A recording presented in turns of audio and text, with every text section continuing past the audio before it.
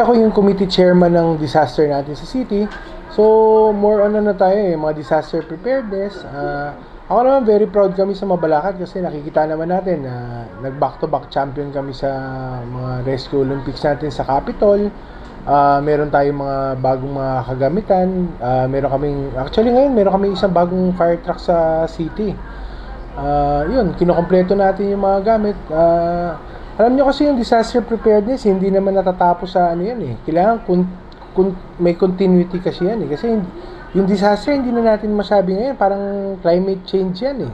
Nagbabago yung mga disasters na dumadating. So, yun, yung expertise natin, dyan natin nagagamit sa disaster. Sa ano naman, sa city, marami pa tayong kailangan gawin. Tulad ng sa education, kasi yung Mabalacat City College namin, medyo nakukulangan na kami ng space. Yun, hahanapan natin ng bagong mga buildings yan, yung mga mga students natin para mas maraming mga bata makapag-aral ng libre sa syudad natin sa Mabalacat. Yung sa ano naman, ngayon kasi alam naman natin na yung Diosdado Macapagal Annex ginagawa na sa Clark at malapit na matapos.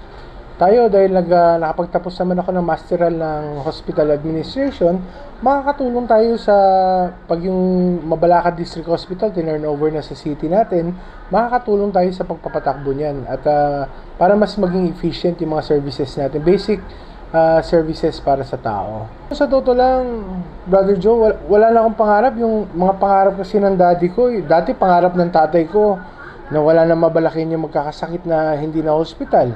Ngayon, meron na tayong mga financial assistance up to 100,000 na bibigay na ng city. Meron tayong mga... Ako, inaamin ko naman, there is no such thing as a perfect government. Pero we are trying to do our best. Kaya tayo hinalal ng tao para tumulong.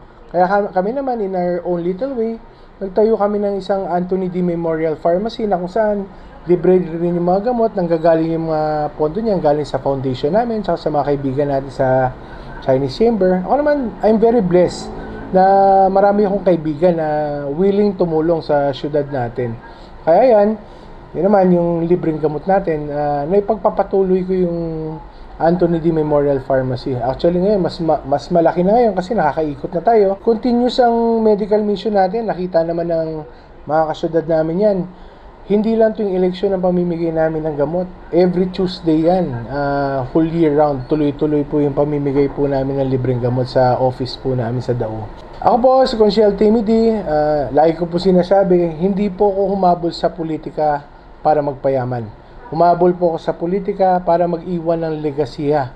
Yung mga nasimula programa ng tatay ko, gusto ko lang pong tapusin at makapag-serbisyo po tayo sa tao.